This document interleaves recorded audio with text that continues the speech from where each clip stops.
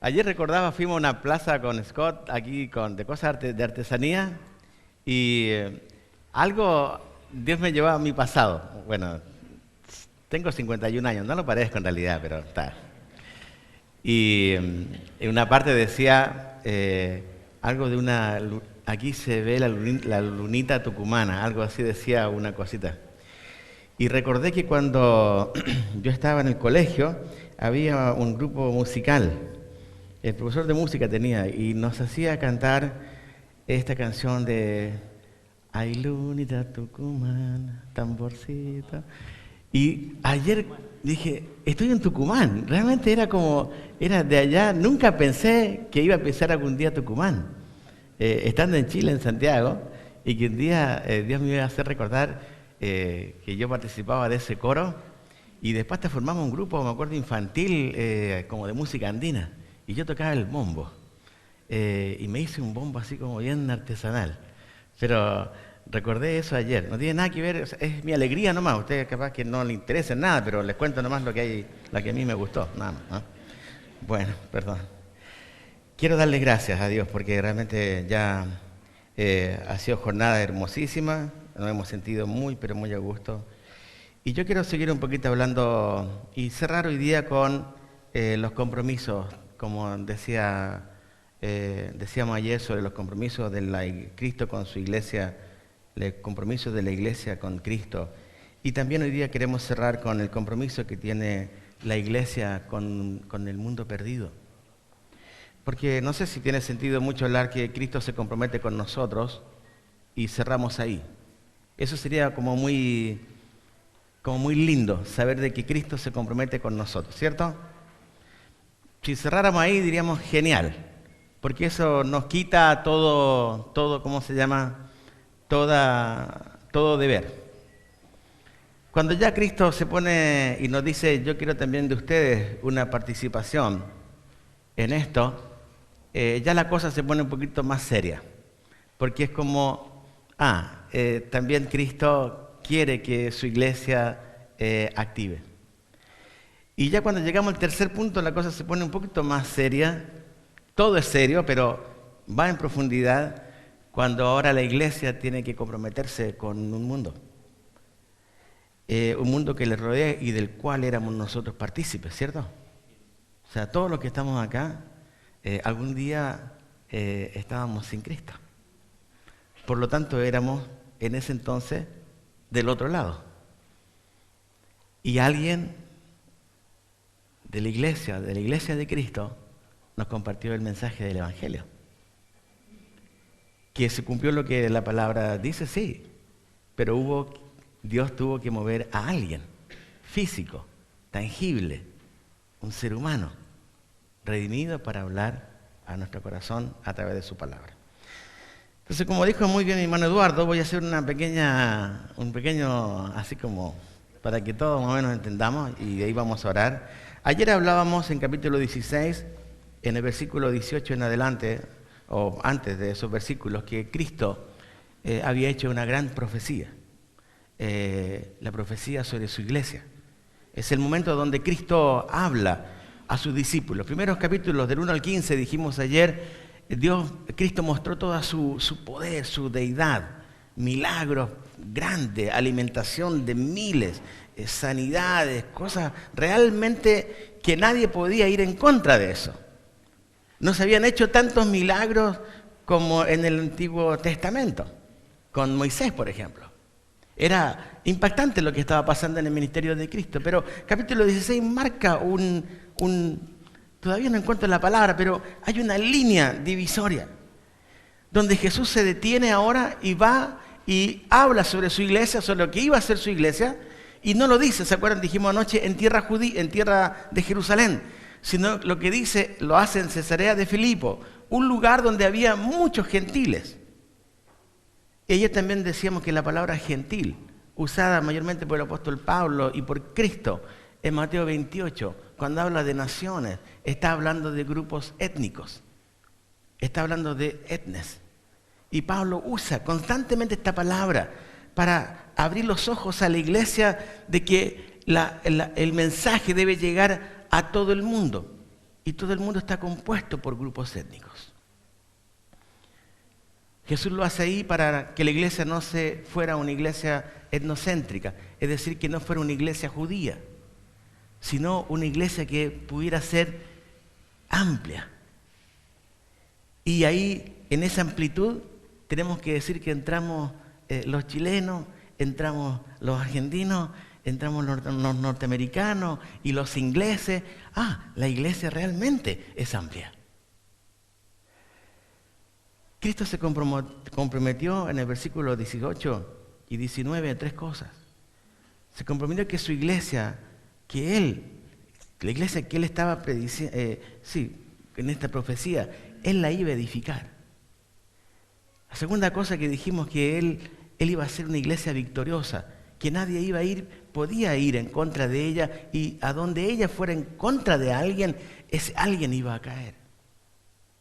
Por eso el texto dice en el versículo 18, y yo también te digo que tú eres Pedro, y sobre esta roca edificaré mi iglesia, y las puertas del Hades no prevalecerán contra ella.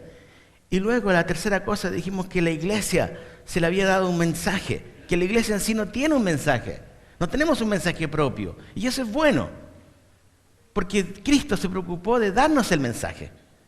Entonces nos hace simplemente transmisores de su mensaje. Y te dará a ti las llaves del reino de los cielos, y todo lo que atares en la tierra será atado en los cielos, y todo lo que desatares en la tierra será desatado en los cielos. Y vemos la autoridad de Cristo para perdonar, cosa que la iglesia no tiene. No tenemos el poder para perdonar, ¿cierto? Para perdonar pecado, a eso me refiero. Podemos perdonarnos unos a otros las ofensas, pero no podemos perdonar el gran pecado que separa a Dios con el hombre. Cristo se comprometió ante eso. Iglesia, yo te edifico. Iglesia, yo te hago vencedora. Iglesia, yo te hago mensajera. Y hasta ahí uno dice, qué bueno que es Dios, ¿cierto? Qué bueno que es Cristo. Y después seguimos leyendo el relato y nos damos cuenta que sigue. Hay una continuidad del texto, que no se rompe ahí. Y llegamos ayer a la conclusión también de que Cristo pedía un compromiso a su iglesia. Y nos mostraba la Escritura realmente qué es ser cristiano. Que no es una cosa de únicamente decir, sino que es una cosa de vivir, ser cristiano. Tocábamos el relato ayer de Mateo 7, cuando dice, no todo el que me dice, Señor, Señor, entrará en el reino de los cielos. ¿Cierto? No es cuestión entonces de yo digo, sino es quién dice. Él me dice que soy cristiano. Por lo tanto, esa vida cae en nosotros. Ahora fíjense, también hablamos del joven rico anoche. Y tocábamos como referencia a este joven rico, que es un modelo para mucha gente. Señor, maestro bueno, ¿qué tengo que hacer para tener vida eterna? ¿Se acuerdan? Pregunta de él.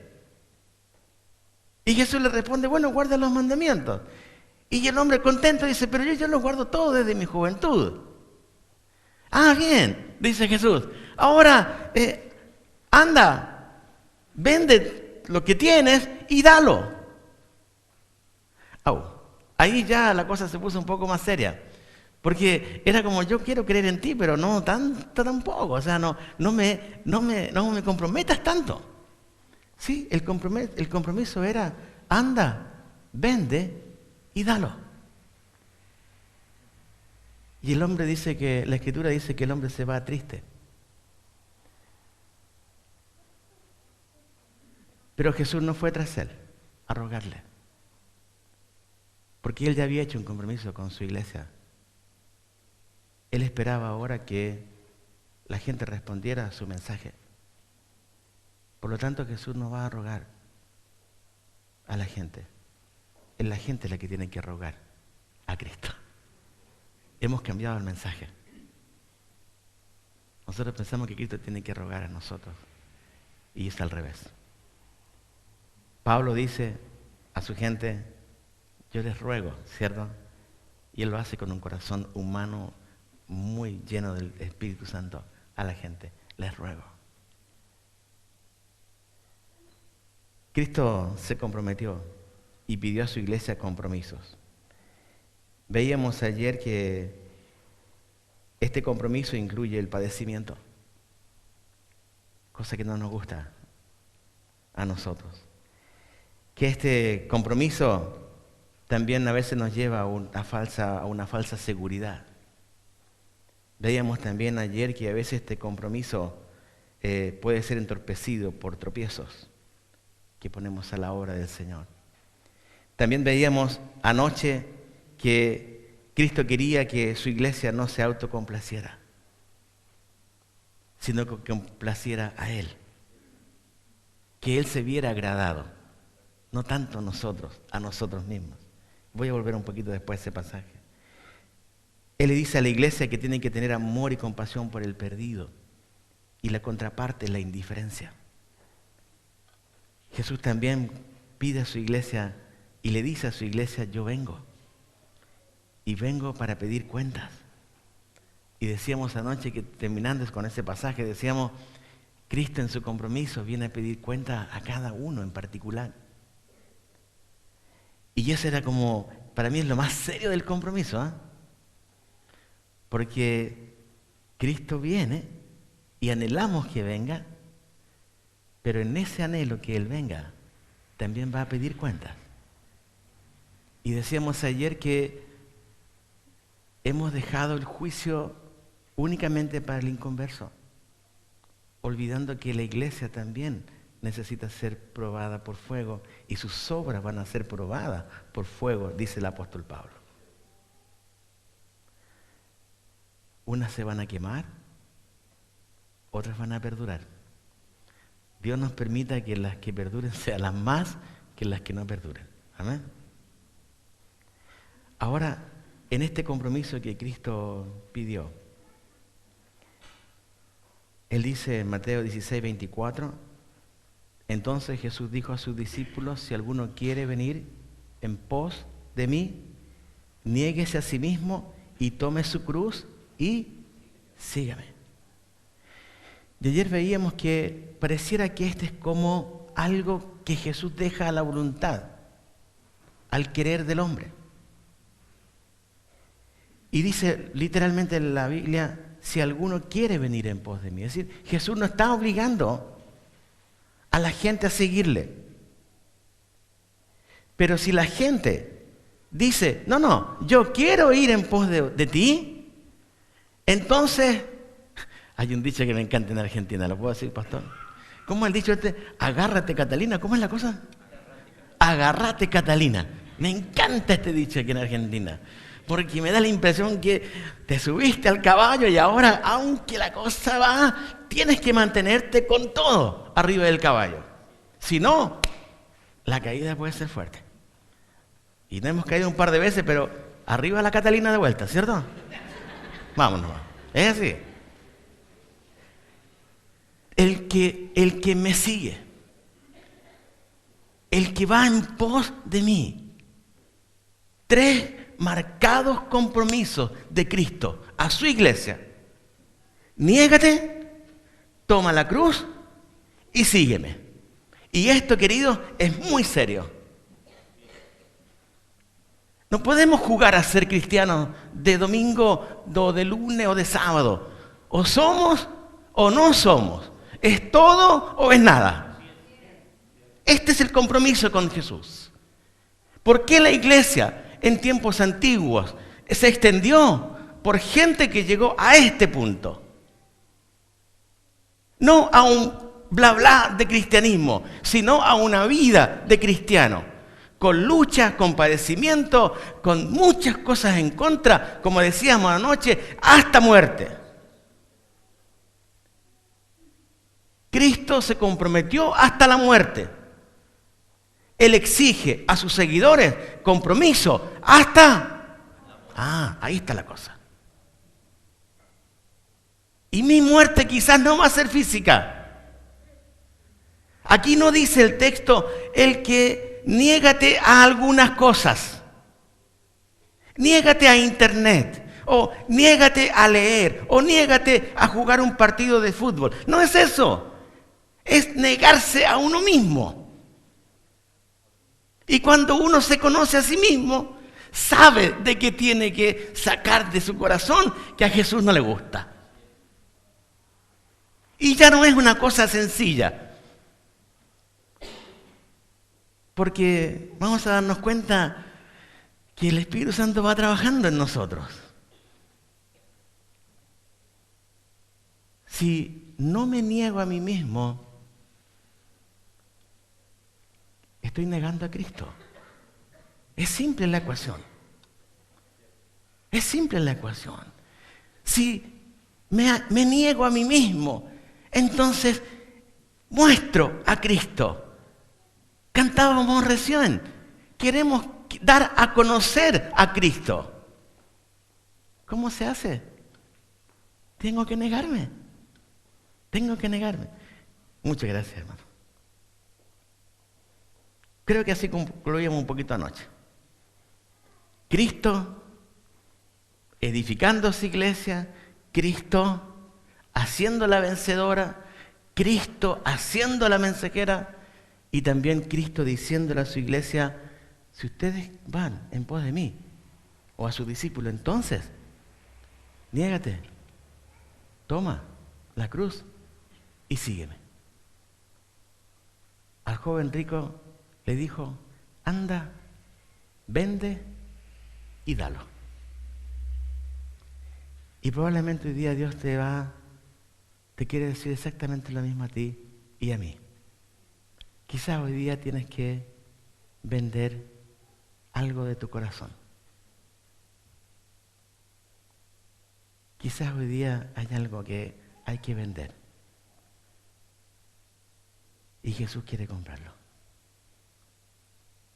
Quizás Jesús quiere comprar un pecado tuyo y un pecado mío.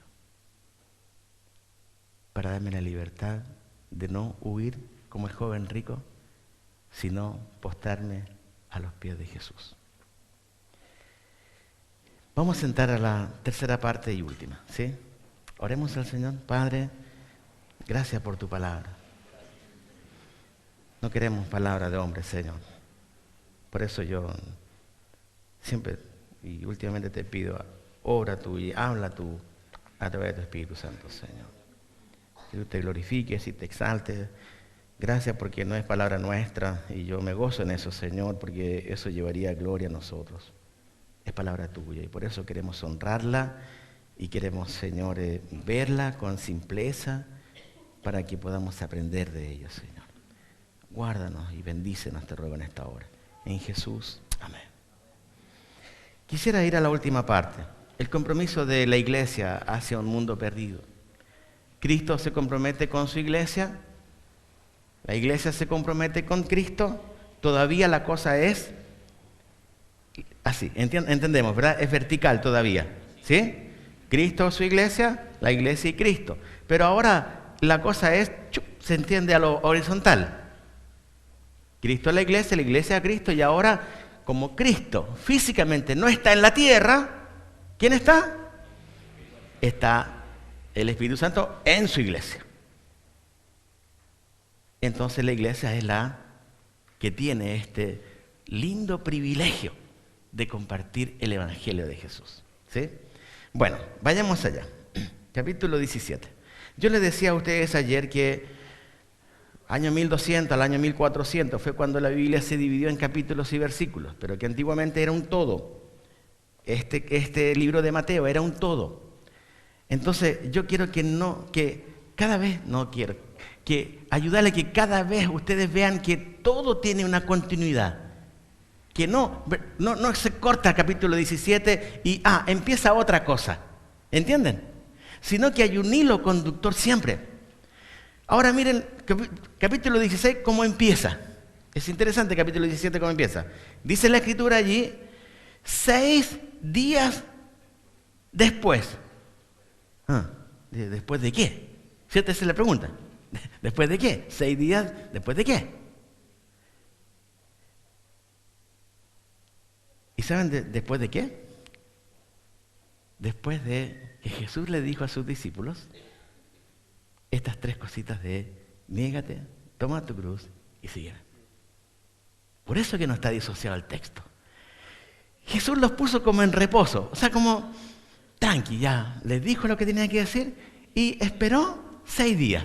A mí me encanta el Señor cómo trata a su iglesia, porque nos deja pensar también, cómo masticar la cosa, ¿viste? No sé cuál fue la intención de esperar 6 días, pero que esperó 6 días, lo hizo. Después de 6 días después, Jesús toma a Pedro, a Juan, a Jacobo y a Juan, su hermano, y los llevó a un monte alto. Es interesante, no toma a todos sus discípulos, toma solamente a 3. Los lleva a un monte alto y se transfiguró delante de ellos y resplandeció su rostro como el sol y sus vestidos se hicieron blancos como la luz. Y aquí les aparecieron Moisés y Elías hablando con él. Entonces Pedro dijo a Jesús: Señor, bueno es para nosotros que estemos aquí. Si quieres, hagamos aquí 3 enramadas, una para ti, otra para Moisés y otra para Elías. Mientras él aún hablaba, una nube de luz los cubrió. Y aquí una voz desde la nube que decía: Este es mi Hijo amado, en quien tengo complacencia, a él oíd.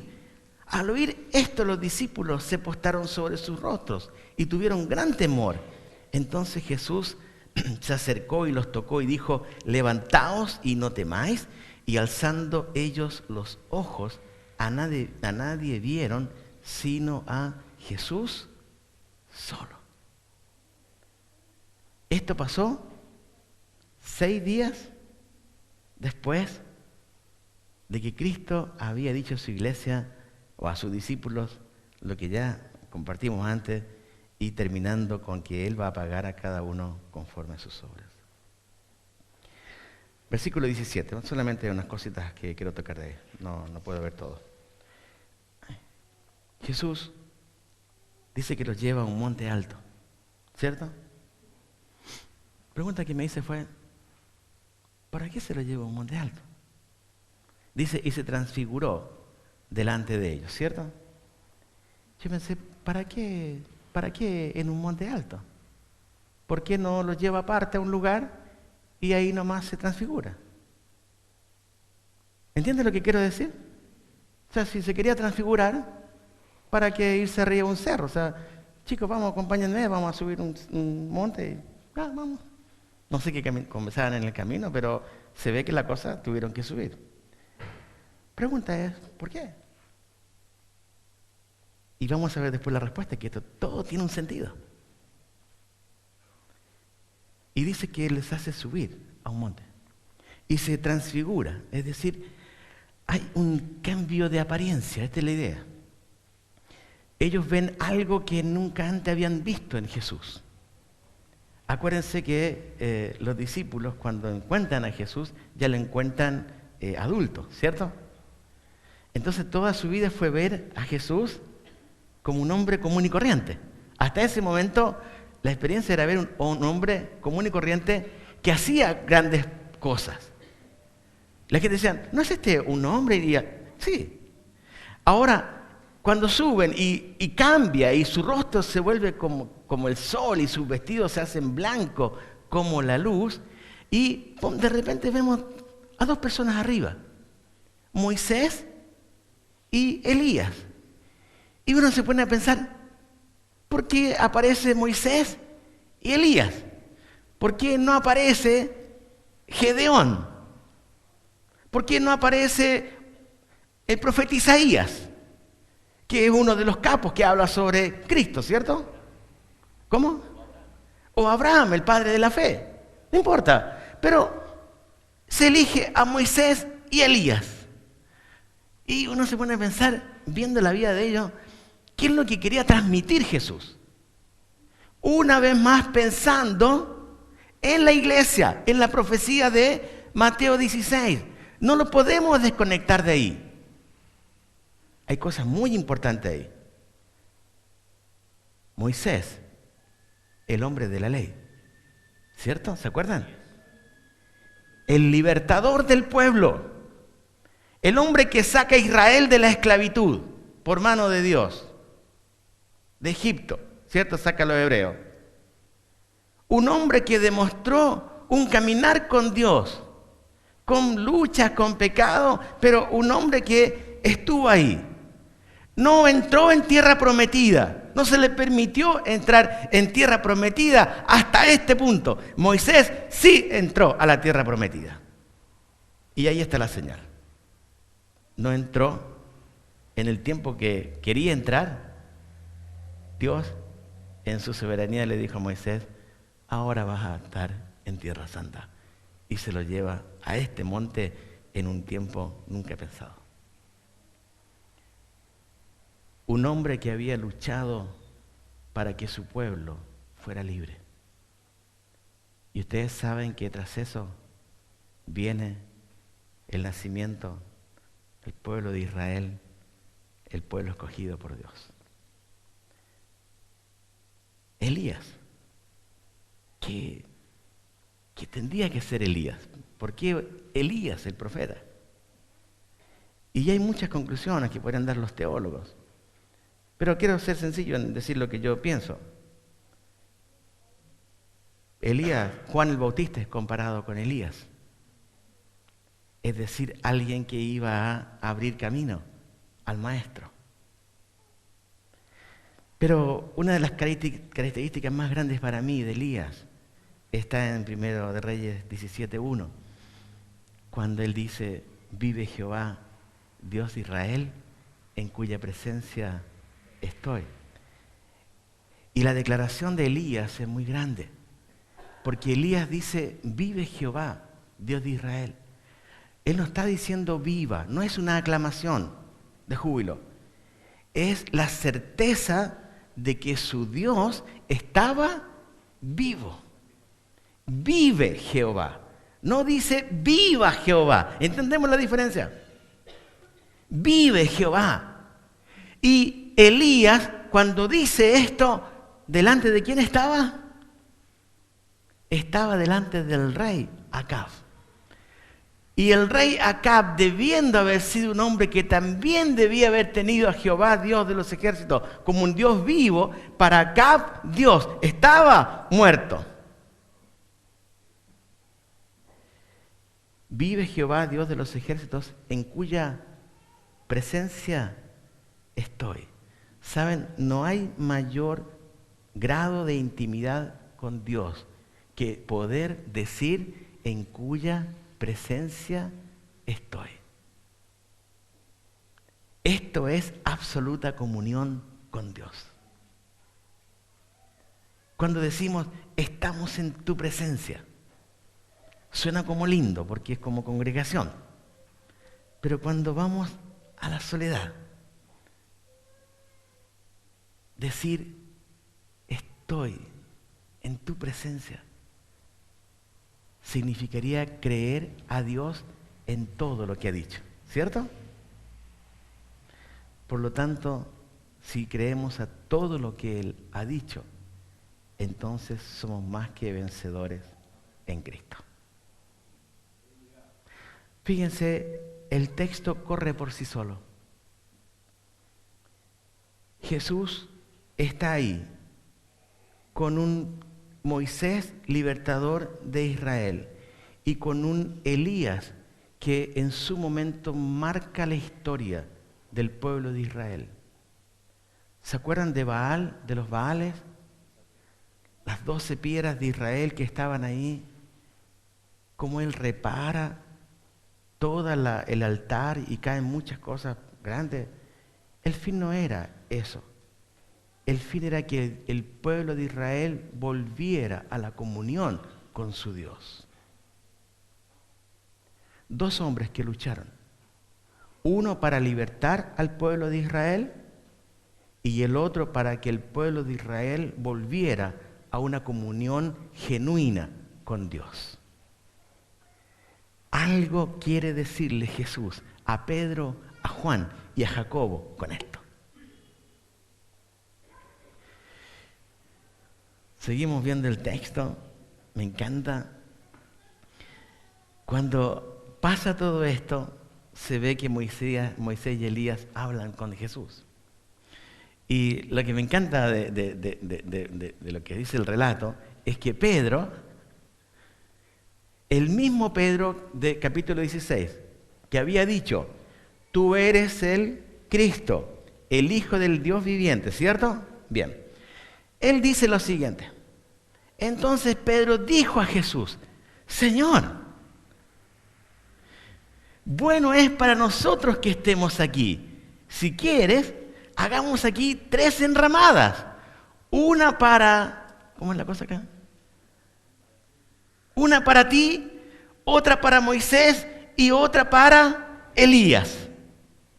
Pedro pasa de ser un pescador ahora a un constructor de enramadas.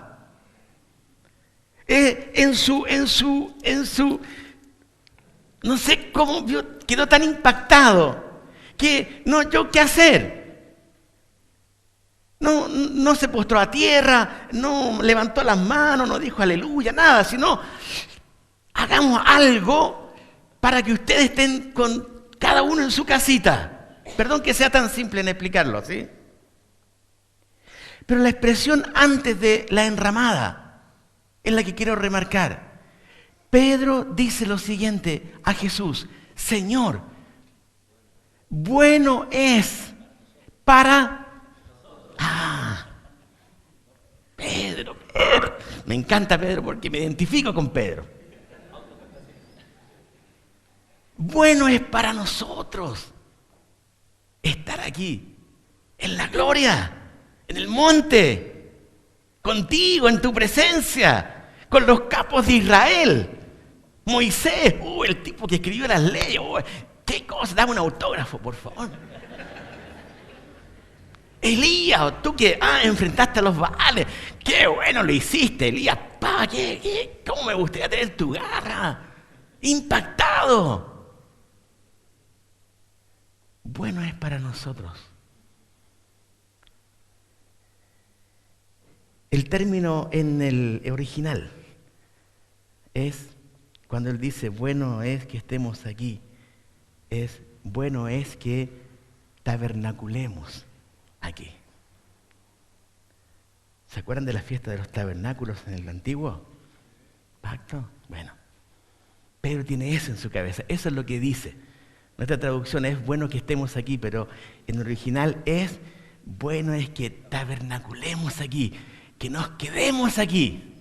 Esta es la idea. Lógico, si está Cristo ahí en su gloria, los 2 capos de Israel, ¿quién se quiere volver a casa? Pero parece que Pedro era casado. ¿Qué importó la esposa? Ya está, lo máximo. Te amo, pero hasta ya, Jesús primero.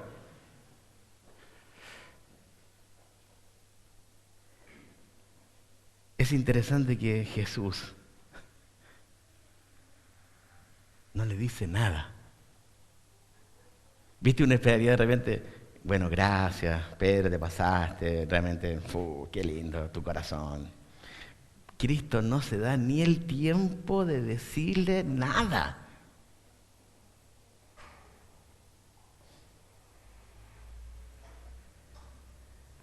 Negarse a sí mismo cuando se está en la gloria es difícil. ¿Saben cuánta gente cristiana se ha cegado con la gloria de Dios? Seguimos con el texto. Al oír esto, mientras él aún hablaba, es decir, mientras todavía Pedro estaba ahí hablando, entusiasmado con todo, dice que mientras él aún hablaba, una nube de luz los cubrió y aquí una voz desde la nube que decía, este es mi Hijo amado en quien tengo complacencia, a él oíd. Pedro había dicho en Mateo 16, tú eres el Cristo, el Hijo del Dios viviente, ¿cierto? Eso dijimos, o la palabra dice. Y después Cristo dice, esto no es palabra tuya, esto te lo reveló mi Padre. Y ahora viene la segunda revelación del Padre hacia estos discípulos. Es el sello. Y el Padre dice, este es mi Hijo amado. En capítulo 16 dice, este es el Cristo, el Hijo del Dios viviente, ¿cierto? Ahora se añade la palabra amado. Este es mi Hijo amado, en quien me complazco. Y después Dios el Padre añade algo. A Él oíd. Pedro, ¿te quedó como claro? A Él oíd.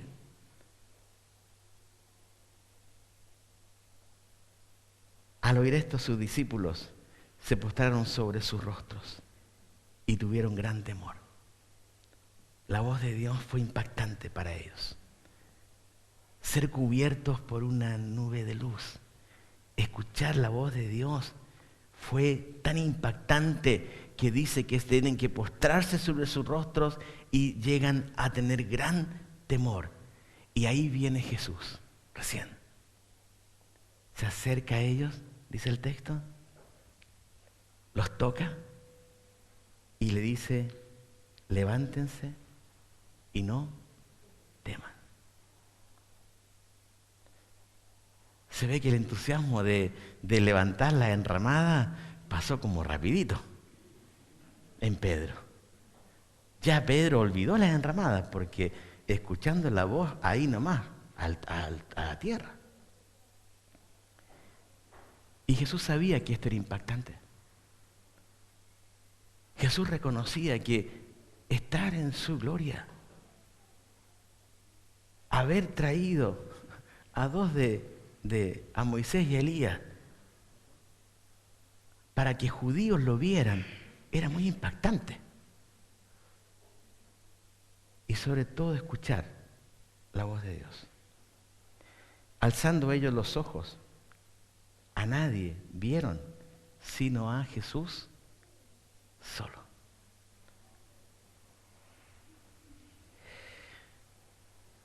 Todavía no se responde la pregunta, ¿por qué Jesús no hizo todo esto en otra parte y no arriba de un monte? Pero lo que pasó, hay que reconocer, es totalmente espectacular. ¿Cierto? 3 futuros líderes de la iglesia en el monte de la gloria. Uno de ellos, y creo que los otros también, dijeron, es mejor que nos quedemos aquí.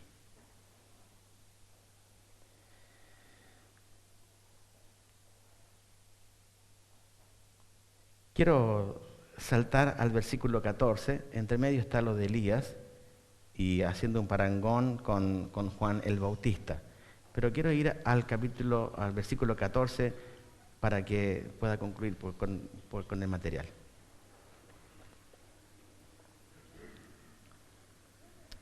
Capítulo 17, versículo 14.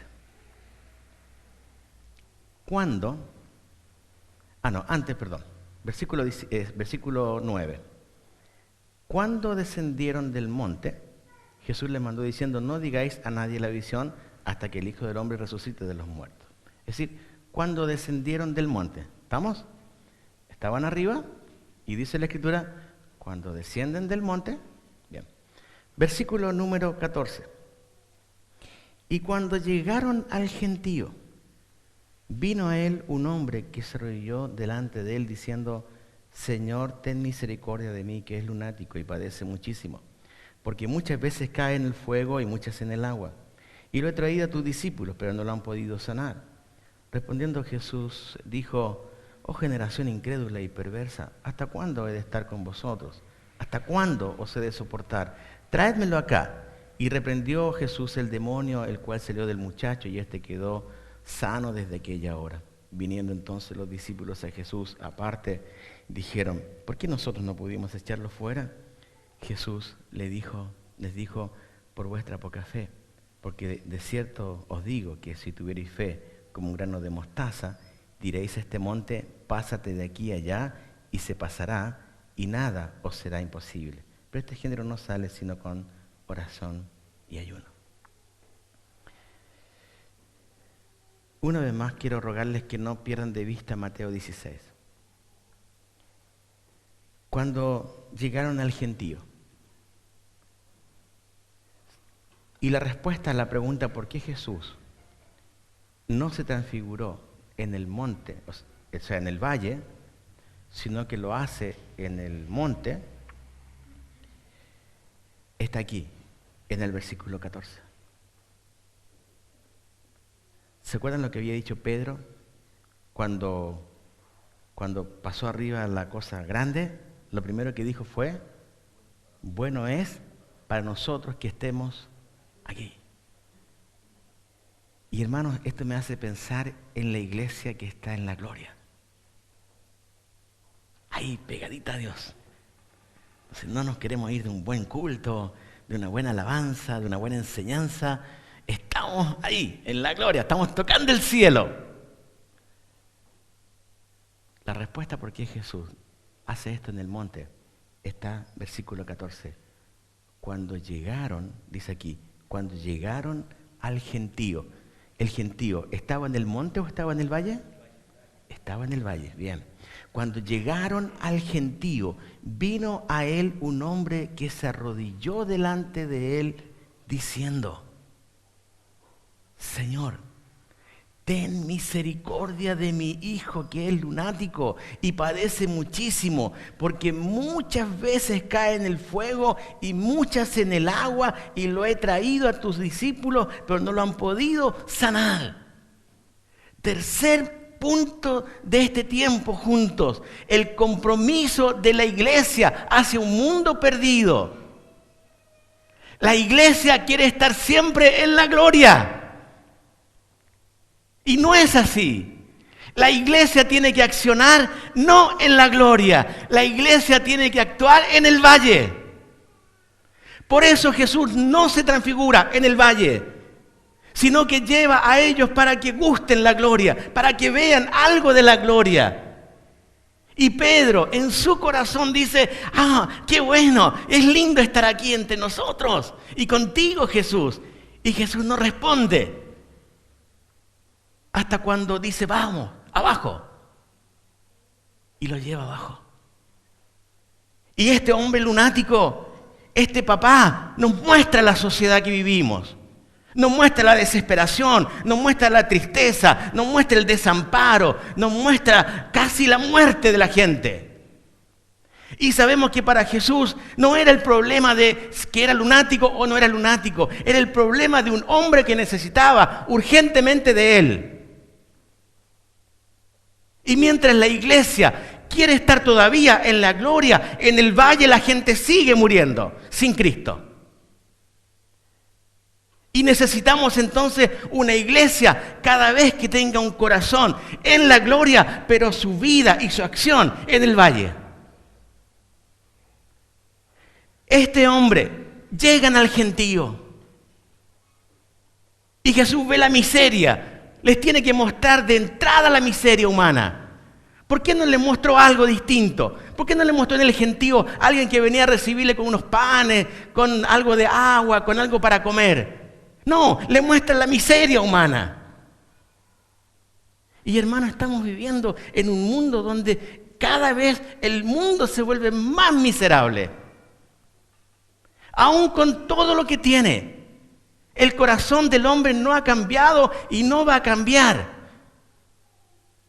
Porque el problema del hombre está en su pecado, está en mi pecado.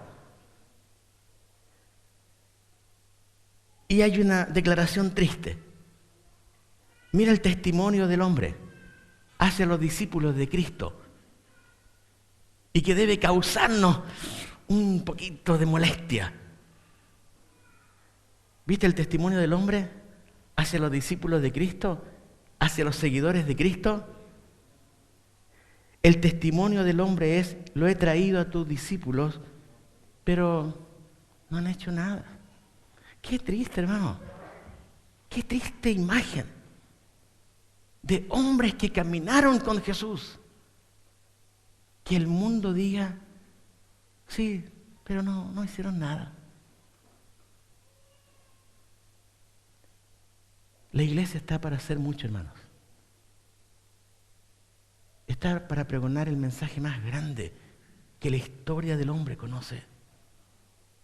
Y está para ser también los brazos y los pies de un Cristo en la tierra. Señor, ten misericordia. Después Jesús, la respuesta en Mateo 17, es fuerte lo que dice Jesús, ¿cierto? Porque viendo toda la miseria, Jesús dice, oh generación incrédula y perversa. O sea, es como, como un poco ánimo, así como alguien te mata con una palabra así, ¿cierto? Y añade, ¿hasta cuándo he de estar con vosotros? Y luego, ¿hasta cuándo os he de soportar? O sea, como diciendo, me tienen, perdón la expresión, yo no sé, pero bueno, ya ustedes me entienden. Me tienen hasta aquí.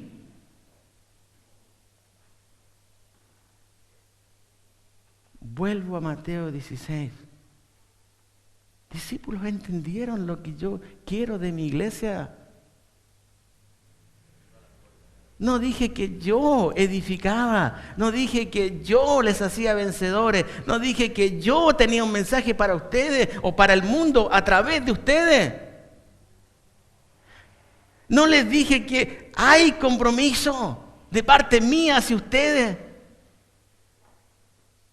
¿Hasta cuándo? ¿Hasta cuándo es que Cristo va a esperar a su iglesia? Que abra sus ojos. Y Jesús dice, tráigamelo acá. Y reprendió Jesús al demonio. Y el cual salió del muchacho y éste quedó sano desde aquella hora. Viniendo entonces los discípulos a Jesús aparte, dijeron, ¿por qué nosotros no pudimos echarlo fuera? ¿Y sabe cómo le hemos bajado el perfil a este versículo? Con el tema del versículo 21. Porque ayuno y oración, pero ¿saben qué? Es interesante que Jesús no esa es la última parte. Cuando ellos preguntan ¿por qué no pudimos echarlo afuera? La respuesta de Jesús es muy cortita y es muy firme. Les dice, por vuestra... Ahí está. Era problema de fe. Había un problema de fe. Iglesia, discípulos, ¿entendieron capítulo 16? Parece que no. Parece que no. Jesús, Dios con ellos, diciéndoles, yo edifico, yo hago vencedores, yo les tengo un mensaje. Y acá les dice, esto no salió por vuestra poca fe nomás. Y pareciera como sencillo lo que está diciendo, ¿cierto? Diciendo, era cuestión de que ustedes tuvieran fe y este coso se va, este bicho. Y después dice, para todavía marcar más profundamente el pensamiento, Jesús dice, si tuvierais fe como un grano de mostaza, diréis a este monte, pásate de aquí a allá, y se pasará, y nada, este me encanta, nada, y nada os será, ¿qué cosa? Allá está. Es el todo o nada con Jesús, hermanos. La iglesia tiene que vivir el todo con Jesús. Nada os será imposible. Y empezamos a divagar. Y usamos pasajes para tranquilizar nuestro corazón. Bueno, es que Dios tiene voluntad para todo y es verdad. Dios va a responder según su voluntad, ¿cierto? Esto lo creemos. Y tenemos que actuar según su voluntad. Pero eso no quita que Él no pueda hacer algo que para mí me suena imposible. La iglesia hoy día necesita volver a este punto. A un punto de fe donde la iglesia vive en el monte lo que podría vivir en la gloria. pero todavía no ha llegado ese momento para nosotros. Estamos en camino a la gloria. Amén. Tenemos el Dios de gloria, eso sí, pero estamos camino a la gloria. Y yo sé, y sé que ustedes me van a decir que es verdad, ha habido momentos en su vida donde Dios se ha mostrado a ustedes en forma especial, ¿cierto? Donde había una respuesta de oración, donde ha habido algo que a ustedes les ha estremecido de que Dios se ha mostrado a sus vidas. Son los momentos de gloria que nos dan fuerza para poder vivir en el valle. Y la iglesia en el valle tiene que ser la mensajera más grande que ha existido en el mundo. No es aquí. Este es para alimentarnos nosotros. Este es para que nosotros tengamos comunión. Pero tras la puerta está el mundo perdido. Y Jesús me dice, Juan, comprométete también allá afuera. Yo me comprometí contigo. Veo que tu corazón es compromiso conmigo. Ahora salí, allá está el compromiso. Porque allá afuera un día tú y yo estábamos, hermano. Y fuimos rescatados por Dios. Y fuimos llamados por Dios. Pero no se nos debe olvidar nunca que un día estuvimos allá afuera. Estuvimos también en el valle, sin Cristo. Hoy estamos en el valle con Cristo y es una tremenda bendición. Amén. Quiero llevarte un poquito a Hechos capítulo 2. Y para cerrar con algunos pensamientos nomás de Hechos capítulo 2. Me encanta porque Dios es soberano, Dios es único. Y en este compromiso que Él hace quiere que la iglesia tenga con el mundo perdido, la iglesia primitiva lo entendió. Lo entendió. Y lo entendió de una forma que yo no lo logro entender, pero sé que lo entendieron porque el texto me lo dice. Hechos capítulo 2, versículos 43 al 47. Y sobrevino temor a toda persona y muchas maravillas y señales eran hechas por los apóstoles. Todos los que habían creído estaban juntos y tenían en común todas las cosas. Vendían sus propiedades y sus bienes y lo repartían a todos según la necesidad de cada uno. Y perseveraban unánimes cada día en el templo y partiendo el pan en las casas, comían juntos con alegría y sencillez de corazón, alabando a Dios y teniendo favor con todo el pueblo. Y el Señor añadía cada día a la iglesia los que habían de ser salvos. Sé que a muchos les gusta el versículo 47, donde dice que y el Señor añadía y el Señor añadía cada día a la iglesia los que habían de ser salvos. ¿Sí? Bien. Y hablamos de soberanía de Dios en el sentido de que Dios hace todo. Bien. Pero el texto no dice eso. Si yo tomo solamente esa parte, estoy manipulando el texto. Porque eso tiene un hilo conductor, una vez más. Y eso arranca en el versículo 43, el pensamiento completo. Termina con, y el Señor añadía cada día a la iglesia los que habían de ser salvos. La pregunta que me hice un día fue, ¿por qué el Señor no partió, el Espíritu Santo no coloca este versículo antes, al principio? Bueno, el Señor añade a su iglesia los que iban a ser salvos, entonces la iglesia se juntaba, tenía comunión y todo lo demás. ¿Por qué lo hace? ¿Por qué Dios, el Espíritu Santo, le place colocarlo en ese momento? Y yo quiero tratar de verlo nomás junto con ustedes, ¿está? Versículo 43. Y sobrevino a toda persona, temor a toda persona y muchas maravillas y señales eran hechas por los apóstoles. Miren, versículo 44. Todos los que habían creído. ¿Quiénes son todos los que habían creído? Los creyentes. Claro, la iglesia. Bien. Estaban juntos. Pedro.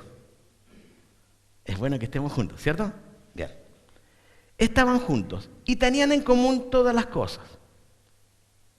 Vendían sus propiedades y sus bienes y lo repartían a todos según la necesidad de cada uno. Excelente. Una iglesia que creía, una iglesia que tenía en común todas las cosas, una iglesia generosa, ¿cierto? Por lo que leemos en el texto. Bien. Versículo 46. Ellos, aparte de lo que ya dijimos, dice la Escritura, perseveraban unánimes cada día en el templo. Acuérdense que en ese entonces no había ni iglesia, nada, estaba todavía el templo y más tarde se empiezan a juntar en casas cuando hay más persecución. O en catacumbas también. Dice, y perseveraban unánimes cada día en el templo y partiendo el pan en las casas, comían juntos con alegría y sencillez de corazón, alabando a Dios. Es decir, era una iglesia potente. Reconocía a Dios en todo. Lo que tenemos es tuyo. Esta es la idea, ¿cierto? Lo que tenemos es tuyo, Dios. Oramos al Dios vivo. Compartimos el pan. Algunos piensan también en Santa Cena acá. Compartimos la Santa Cena recordando el sacrificio, muerte y resurrección de Cristo. Alababan al Señor. Y en ese versículo aparece algo que ustedes ya conocen, que no es nuevo. Dice que la iglesia hacía algo con el mundo. Dice, y teniendo favor ¿con cuántos? Con todo el pueblo. Es decir, la iglesia entendió que había una parte con Dios directamente en su alimentación, en su crecimiento, en su vida espiritual, pero también entendió que estaba llamada a ir afuera y tener favor con todo el pueblo. Me pregunté, ¿cuál es el mayor favor que la iglesia le puede hacer al pueblo? ¿Cuál es? Cae por sí sola la respuesta, ¿cierto? El mayor favor que la iglesia le puede hacer al mundo perdido es predicar el único nombre que es capaz de darle salvación y perdón de pecados. Es así, es el gran favor. También podemos ayudar y ser generosos con los que no tienen. También podemos ayudar a aquellos que están pasando problemas de tristeza y llevarles consuelo y todo hecho en el nombre de Cristo. Y el texto termina así, diciendo después, la iglesia hacía esto con Dios, la iglesia hacía esto con el pueblo. ¿Qué hacía el Señor? Esa es la ecuación. 1 más 1 igual 2. Y yo sé, cuando hablamos de soberanía, decimos, no, Dios no necesita la iglesia para esto. Dios es suficiente. Claro que es suficiente, ¿quién lo niega? Es soberano absoluto, absoluto. ¿Por qué quiere usar a su iglesia? Porque es soberano.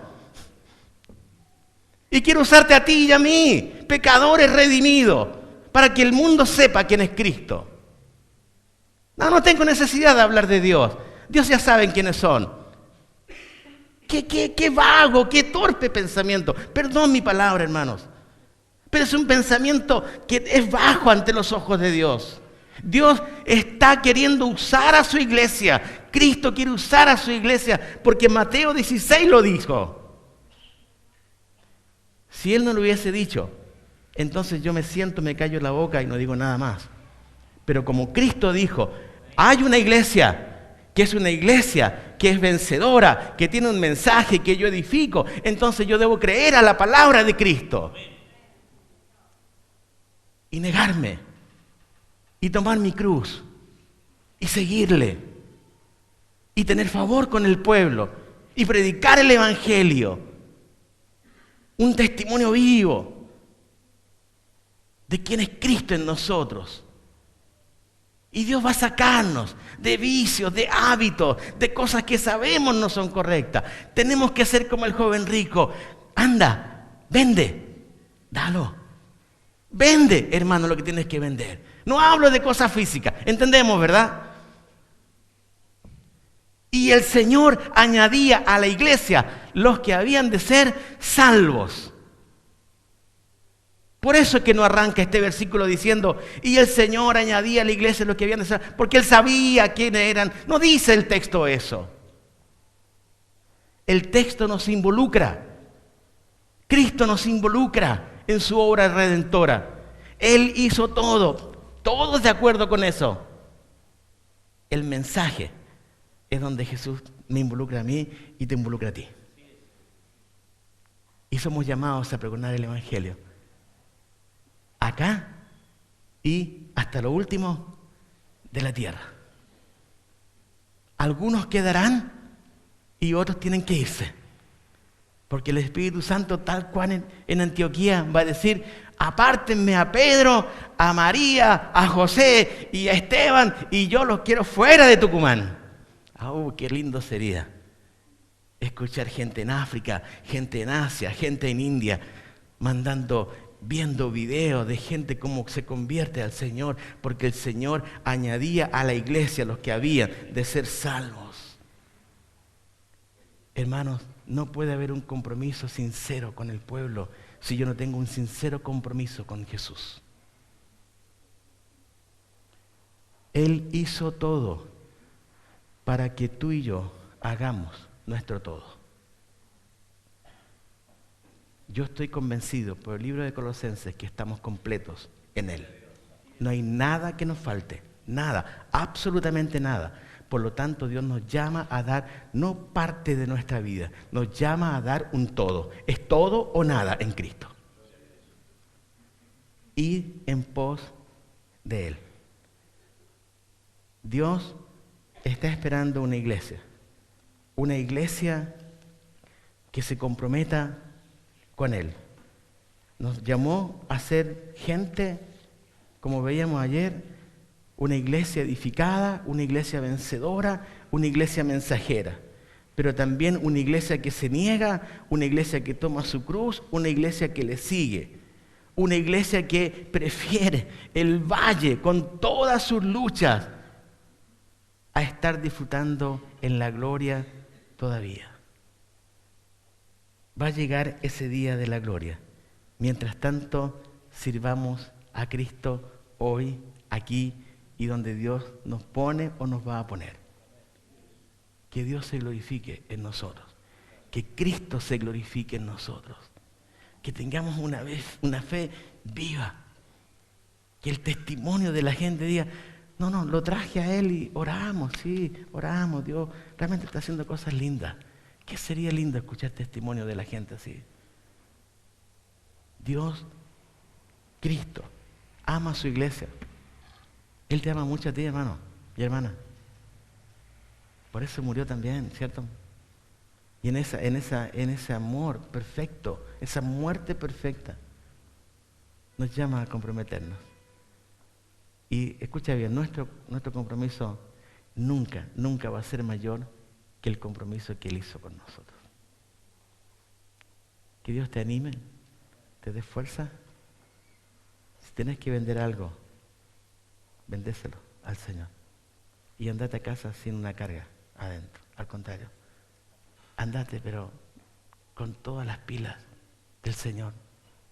Y que sea una semana, realmente, y no una semana, una vida, donde podemos ser vencedores en medio de la tormenta. Amén.